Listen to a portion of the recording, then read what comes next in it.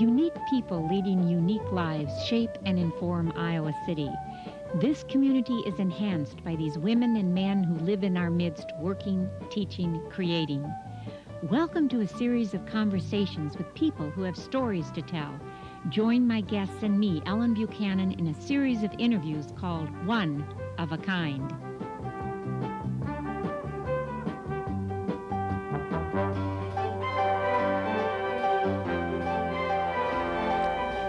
For anyone in our community who loves to give books and receive books, they've probably come in contact with my guest, Jim Harris. A native Iowan, Jim is the founder and owner of the popular and well-known Iowa City bookstore, Prairie Lights. The store opened its doors May of 1978 on South Lynn Street. Eventually, outgrowing that location, Jim moved his store in 1983 to its present address on Dubuque Street. Son of a lawyer and schoolteacher, Jim grew up in Bloomfield, Iowa. After graduating from the University of Iowa in 1969 with a degree in journalism, he joined the Army during the Vietnam War. Posted to Madigan General Hospital in Tacoma, Washington, he worked in an Army facility that cared for many of the war wounded. After his tour of duty, he attended graduate school in Bellingham and then moved to Seattle. Jim browsed in used bookstores, worked in a bookstore, and then decided to open his own bookstore. And the rest, you know, they say, is history. Jim is on the Booksellers Advisory Board for both the Paris Review and the Library of America. And in the summer of 1993, as the only lay representative along with 8 poets, he juried the Poetry Awards for the National Endowment for the Arts. His interests are varied: travel here and abroad, opera, radio, libraries, sports, and of course, reading and books.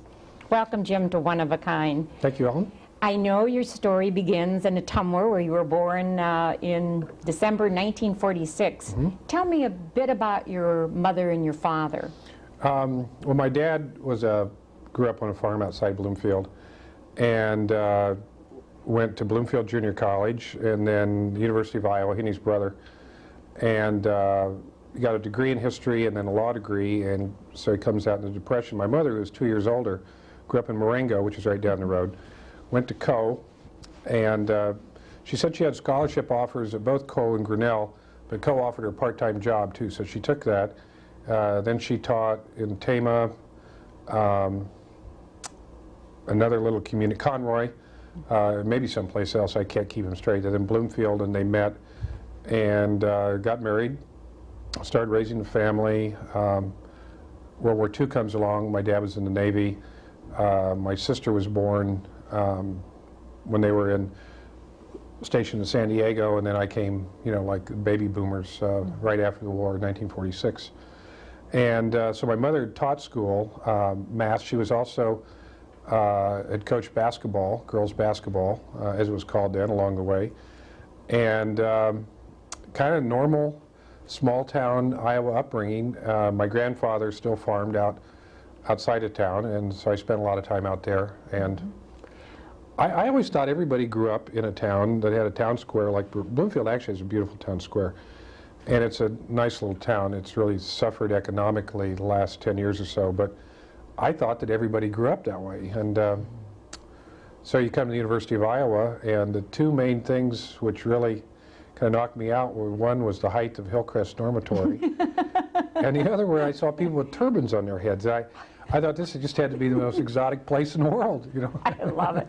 Well, now tell me, there must be booksellers or bookstores in your blood, because your father, when he was in law school, I read, didn't he run kind of a bookstore out of his dorm? My dad, and this is in the Depression, so money was really tight, and he and two other friends borrowed $500 from this fellow, Mr. Box. Herb Box is an attorney still living in Ottumwa. Mr. Box had gotten, I think, $600 from a traffic accident settlement, and so he loans these other 3 guys $500. And what they would do is find out what books were going to be used during the next term, and order them used copies from either the University of Michigan, University of Chicago, or that, and then sell them to the students. And his comment to me in the business is that my only overhead was twine. And that means a lot when you pay a lot of rent That's right. to run an operation. Well, he was involved with some bookstore, Reese's? Yeah, Reese's Bookstore was the first. I got this from Irving Weber's article, so my apologies to Mr. Weber if I'm incorrect in this, but Reese's was the first bookstore in Iowa City that was kind of connected to sold books to students. And this was still going in the 30s, and Dad stoked the furnace, and Dad said that he got it too hot one day and it blew. He said, "Old man Reese should have fired me," but he never did. And the spot of that is where Gilda has her gift store on Clinton Street. And So you do come from... Yeah, absolutely, right. It is in that Right. gene code, isn't it? Right. So you came to Iowa with this exotic Right. Iowa City, and you got your degree in journalism. I totally got lost in between the time I started and got the degree. I mean, you're right. Why were you lost? What do Well, you- I was just, like, there were some students who were very serious and could tell what to do right away, and there's others who were frivolous and kind of stupid. And I went back and forth, but probably more on the frivolous and silly side. I would have been much better off had I, like been in the Navy for 2 years or something like that. Or Well, you graduated and you joined the Army and Yeah, it went was- out to Tacoma. Right, those were the years when it looked like I was going to get drafted, and I didn't really care. I just said, I want to go out, this romantic notion that Hemingway had and see the world, and so they sent me to this big Army hospital. And But it was an important hospital because yeah, it was a big one. didn't a lot of the wounded come back and be At treated that there? time, it had more patients than Walter Reed, which is a name that more people know. And there are also a lot of retired military people, Air Force and Navy, lived in that area too. So it was actually a very good hospital, and it was very good going to work. 8 to 5 is basically an 8 to 5 job, and it was a good place. Well, when you got out of the Army, Jim, when did you hit your stride? When did you know that you wanted to open a bookstore? How did that happen? When I got out of the Army, I went back to school because I realized I didn't learn much the first time around, which was not the school's fault. I'm not blaming it on the university. I just didn't have much desire for it then. So Bellingham's this town up north of Seattle, a really nice little community, a lot like Iowa City in ways, except it's got islands, water, and mountains.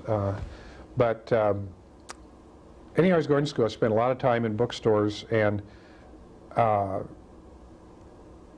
knew that, and I had to do something. I had the GI Bill, and I had a teaching assistantship, so things were actually pretty flush in terms of paying for your own living. But my grandfather died back here, and A farmer? yes, with the and farm. along with my sisters and cousins, I inherited 1/9 of the family farm, and that I knew that I could borrow money against that. It wasn't actually cash up front, but it was something. It's about around $20,000, and instead of blowing it, which I couldn't see myself doing too, that's what I decided to try and do that. And so I was living in Seattle at the time. I didn't think they needed another bookstore. Places like Madison, Iowa City, Lawrence, Kansas, Chapel Hill. I like college towns, and this was a place for me because I just feel so comfortable here. Always have. And you found this location on Lynn Street Took a in year. Washington. Took a a year. year to find it? All right. It actually took a year to get a loan too. It's kind of it wasn't just that easy, but and You were so persistent. You knew that this is what you really wanted to do. I thought I knew. Uh-huh. You didn't know what you were getting into, did you? Well, you don't know. It could have, it might not have worked for a number of reasons. But And for some people who are new to our community, explain how you got your name, because it's such a beautiful name well, for your the word bookstore. prairie, I wanted to use a word to go with prairie. My father had gone to Prairie Mound School, which is a one-room school. There are prairie farm dairies. There's prairie this, prairie. It's a Latin word. It means meadow, and it's just really a pretty word. And I tried to come up with other words, and the only thing I could think of was lights, to make some sort of beacon down here on the prairie. There's already a very famous publisher and bookstore in San Francisco, City Lights. Of course, they'd taken that name from somewhere else. So I felt a little bit bad about co-opting their name in a way, but in another way I didn't. And I would try out names, though. Actually, I'd try out a new name on my friends, like for 3 weeks in a row, and everybody would just go. Did they give you thumbs up or thumbs down? No, just a blank look, like why? And so finally I said, okay, this is it, and I'm not even going to ask anymore. And people always say, there are these jokes about, it's a new brand of cigarettes or light beer or whatever, and that's fine. But so we made it. It's a beautiful name, and you do have such a national reputation. I've got to tell you, I was at a conference this summer out of state, and there was a woman from New York in the publishing business, and she asked where I was from, and I said, well, Iowa City, and she said, oh yeah, and then her eyes lit up, and she said, oh, you have that great store, Prairie Lights. And I said, right. What do you think, why do you have this really lucky reputation? Because there's so many writers who go through this town, either live here or come through for readings or lectures or whatever. And they always get dragged into the store in one way or another, and they liked it. And so it was a little bit different in that the chains were just homogenizing the book business. They were all the same. The store in Burlington, Iowa was the same one in Chicago. Just they were a chain store, and so when people came with something that had a little more personality to it, they liked it. And so there just happened to be more people coming through Iowa City, so they could tell more people or whatever. That's how it worked. Well, goes into my next question. What do you think are your greatest strengths as a bookseller and a book owner? I actually think my greatest strength is that I listen to the public. I sit there in the middle. I'm basically a clerk in my own store, because that's what I want to do. I'm not interested in being in the back and doing the financial stuff for that. And people come in, and not everyone that comes in, the advice they give you, the things they tell you, are what's going to work. But you find out what the public wants, and you have to sift through that and decide what you think enough of them will want to put on the shelves. And I really do. I think that's and I'm not a good listener by nature either. So I don't know if that makes any sense. It does. Yeah. That's well, now you're getting even more of a national reputation with this Live from Prairie Lights. And how did that come about? I hired Paul Ingram. My job was getting too big for me. And Paul had been working at Iowa Book and Supply. They went to the Student Union bookstore. He is the consummate book person. If you're going to describe and make up attributes of what the consummate, I'm not saying perfect, but this person would be like, he would be as much like Paul Ingram as anything. And so I hired him, and that basically cut my job in half. What does he do? He's the buyer, and he's also a big clerk like me too.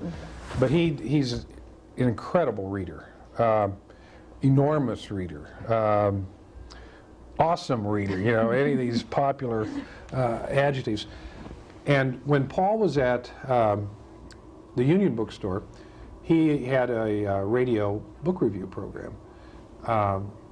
It was very popular. People would come walking down the streets in their little Walkman. I remember Kim Merker comes walking down the street one day, and comes in the store. He said, I just heard Paul Ingram do this book review of such and such. Do you have it? And he had this relationship with Dennis Reese at WSUI at that time. And I'd known Dennis before too. And Dennis then puts together the idea of why not since so many people come through on these readings, why not put together a program in which they can do these readings live on public radio. It's pretty much Dennis's idea, but the real connection, I think, was Dennis and Paul. And that's where most of the credit should go. And so And these are how often for viewers who are just... Well, we started off, it's going to be every Friday. We're going to try and do it because that would give us, the people could schedule and so forth. The other thing is, you have to snag the authors. We don't have enough money to pay out honorariums or anything. And at this time, publishers nationally were starting to send out more authors on author appearances. Now, these are headed at major metropolitan areas, so they'll go into Minneapolis, they'll do radio and television interviews to pump their book, so that people hear about it and they go in the store and buy it. That's how that works. So I'd send Minneapolis, Seattle, San Francisco, New York.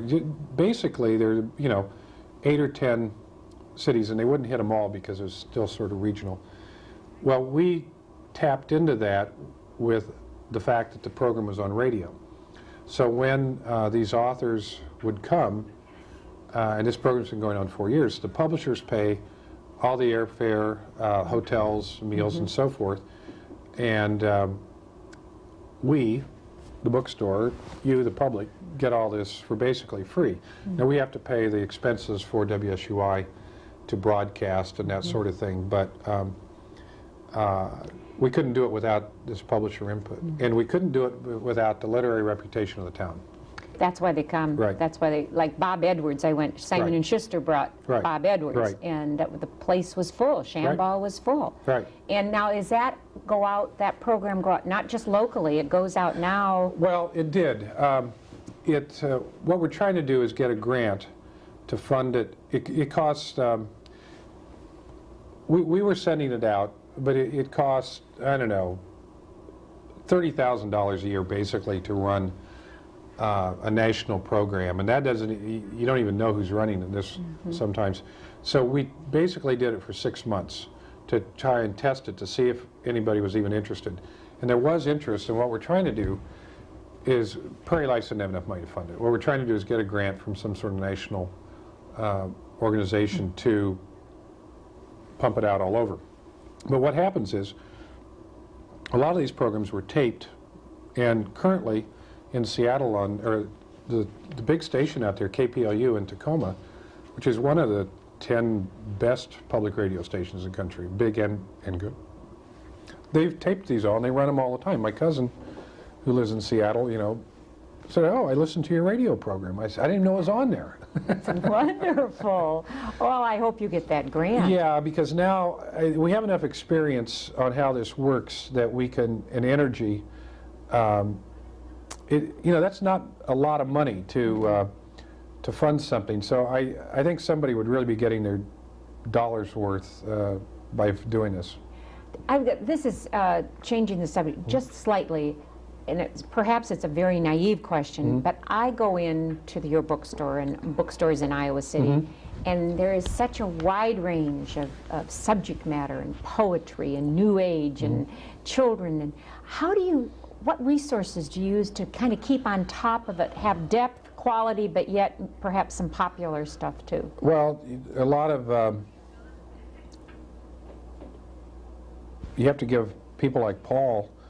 I have a children's buyer, Carol Sokoloff. Paul does most of the buying on trade books, they're called. And then there are a few things like Jan does poetry, and I'll do a few other things. But for the most part, it's experience. And then listening, as you said, to your customers. You also listen to the people selling you the books. And then if you missed it, it's all the reading you do in between with reviews and that sort of stuff. When do you have time to read? I don't sleep very well, so that's right. That's mine. You're insomniac? A little? Not a. Yeah, I have bouts of. All right. So that's when you read? There's nothing else to do. And then you can tell people when they come in. Every once in a while, I'll get up in my car and I'll drive around, and you realize that, if something happens, the cops stop you. What are you going to tell them? I'm an insomniac. Yes, I don't sleep, but I read all the time. Right. What are perhaps the biggest frustrations of your job?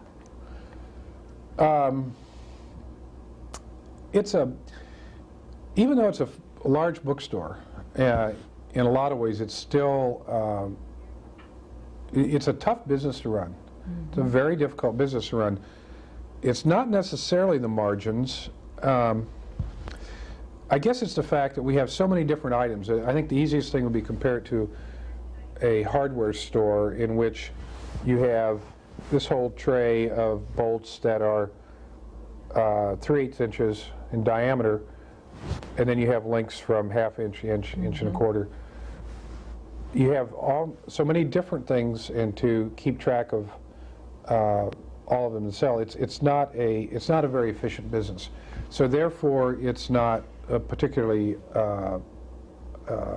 efficient and a money maker, so to speak. It's not like a McDonald's hamburger, you know, when you've only got 6 products or whatever. So in that respect, it's the wages and so forth. People work in bookstores don't make much money. But they love what they do. They do, but they should be paid more for it, and it's not there. And I think that's the biggest frustration, really. It's just there should be more professional positions instead of having just part-time clerks and so forth. You're in a college town. There's a wealth of labor that's very highly skilled, and so you could pay them $5, $6 an hour, or $8 an hour when they should maybe be making at least double that, and that's not fair. But so as a business, it's not nice. So what's the joy of the job for you? It's just very interesting work. Really interesting, and it just keeps you on your toes. And you read something new every once in a while, and it just gives you a jolt. You know, there's a lot of it's just a drag. I don't care what they say. Working with the public is very demanding and tiring, and there's certain people who have a real knack for it and a lot of patience.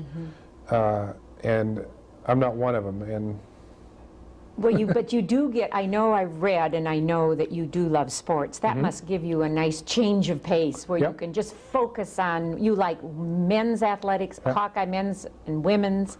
Yeah, I really like basketball. And is that your mother's influence, Jim? I think a lot of it, as much as any. And although my dad played basketball too, but I think I probably got more of it from my mother. My dad was probably pushed me more toward baseball than that, which I like baseball too. So, and this is a great town for that, you know.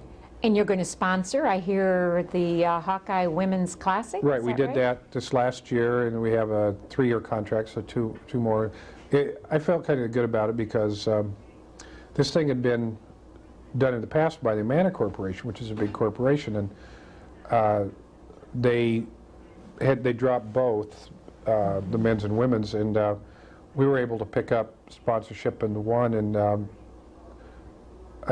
it's a real nice fit between the athletics and books in this thing, and particularly this program is also as the men's, but it's such this is highly the regarded women's basketball one you're doing. Right. And you're calling it the largest, what is it? The Prairie Lights Hawkeye Classic is the largest sporting event in the world, sponsored by Literary Bookstore.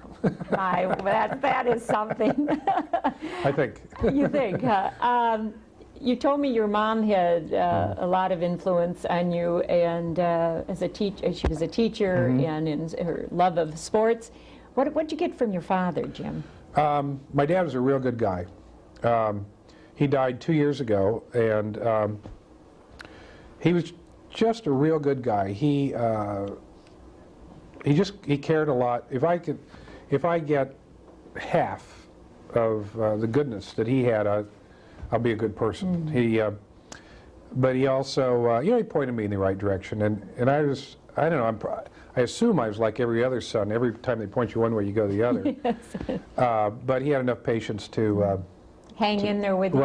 Right. And but basically, he's just a real good guy, and he really cared a lot about everybody, about the whole world. He really did. He was a lifelong Democrat. His middle name was Woodrow, so he's named after Woodrow Wilson in that respect. And he went to 3, and it might have been 4 national conventions as kind of a grassroots delegate. And he held out in '60 for Eisenhower, or for Stevenson, and never did. He just really admired Adlai Stevenson, and but my dad was just a good guy. Where did you get your love? I know you love music and opera. Where did that come from? Just kind of enjoyed along the way? I've tried to pinpoint this opera thing because my sisters can't. My sisters are both pretty good musicians, piano players and such. But I think that it came that Texaco Opera Hour was broadcast on all the radio stations, and it always kind of caught my ear in the background. I mean, I buy rock and roll records and that sort of stuff, but I always listened to it. I never really went away. And then I guess it's just maybe also getting older. Then I don't know how many years ago, probably about 20 years ago, I went to my first opera, which really did not like it. The big Wagner Ring Cycle. But I just kept going, and I like the spectacle. I really like the movies a lot, too. I have to throw that in. I love movies. And I got to ask this question, Yeah. and maybe people ask you this when at the bookstore. Do you have a favorite book or a modern, or do you have a favorite writer, or what kind of reading when you do read for pleasure, just for you, not for the bookstore?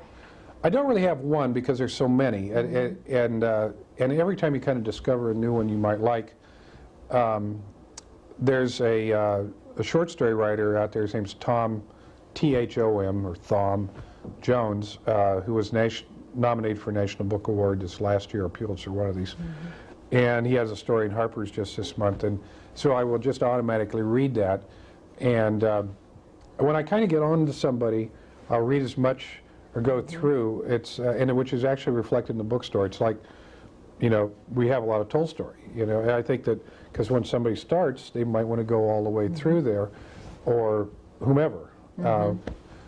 And I've always tried to maintain that in the store. So I have a lot of authors I like a lot because there are a lot of really good authors out there. But you don't have the luxury of reading a book over and over again, like I some really people wish do. that I would do that. I could do that, but I don't.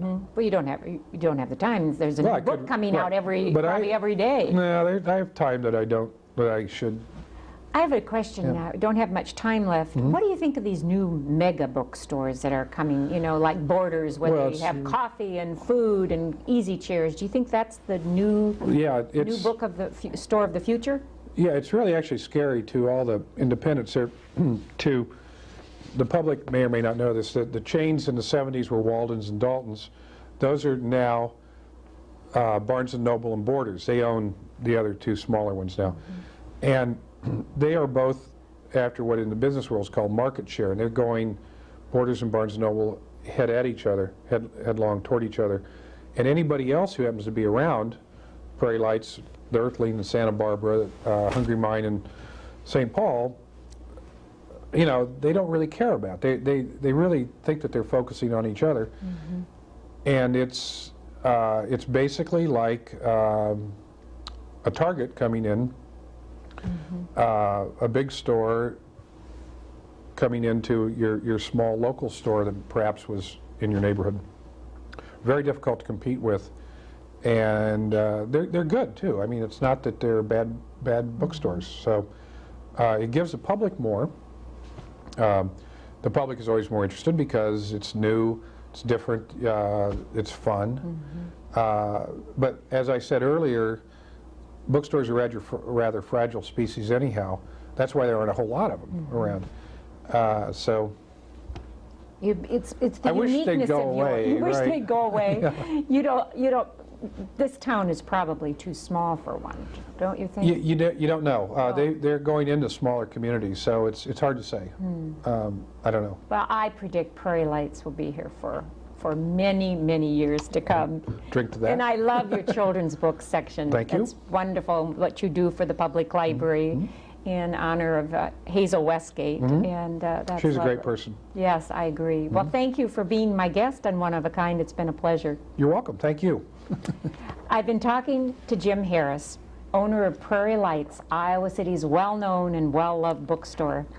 Jim's vision, dedication, and hard work have made Prairie Lights respected not only in our community, but nationally as well. Jim Harris's interest and support of many projects have enhanced Iowa City and the university. He is an enthusiastic, and I mean enthusiastic, supporter of Hawkeye men's and women's athletics, and both the University Library and the Iowa City Public Library. Jim is on the Booksellers Advisory Board for both the Paris Review and the Library of America, and he juried the Poetry Awards for the National Endowment for the Arts in 1993. He loves to travel, finding the back roads of Iowa as enjoyable as Europe. Businessman, book enthusiast, world traveler, music lover, and sports fan. Jim Harris is one of a kind.